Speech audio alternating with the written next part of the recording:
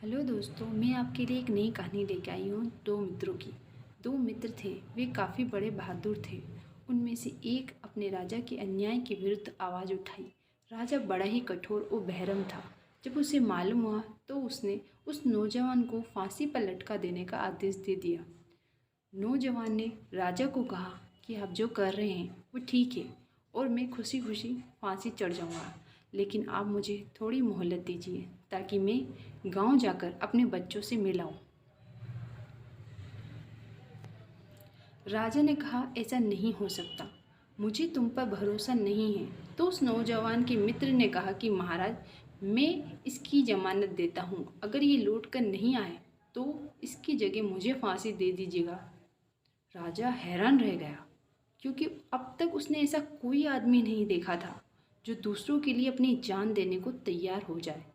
तो राजा ने उसे गांव जाने की सहमति दे दी और उसे 6 घंटे का टाइम दिया गया। नौजवान चला गया और उसने देखा कि उसे लौटने में 5 घंटे का समय लगेगा और वो आराम से जाकर आ सकता है।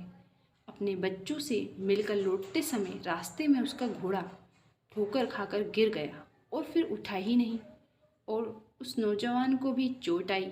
इसी वजह से उसे आने में देर हो गई।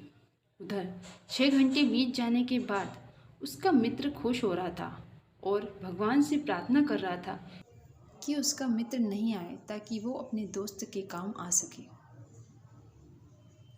तय समय पूरा हो जाने के बाद मित्र को फांसी पर लटकाया जा रहा था कि नौजवान आ पहुंचा और उसने कहा, अब तुम घर जाओ और मुझे विदा करो। तो मित्र ने कहा, यह नहीं हो सकता, तुम्हारी मियाद पूरी हो गई है। तो नौजवान ने कहा, ये मेरी सज़ा है, इसलिए तुम मुझे इसे सहने दो, तुम अपने घर जाओ। दोनों मित्रों की इस बहस को राजा देख रहा था, तो उसकी आंखें डबडबा आई और उसने दोनों को बुलाकर कहा, मैंने तुमको माफ़ कर दिया है और तुम्हारी दोस्ती ने मेरे दिल पर गहरा असर डाला है, और उसके बाद बादशाह ने कभी किसी पर जुल्म नहीं किया। दोस्तों, आपको यह कहानी कैसी लगी कमेंट करके ज़रूर बताएं। प्लीज़ मेरे चैनल को लाइक कीजिए, सब्सक्राइब कीजिए और बेल आइकन को प्रेस कीजिए।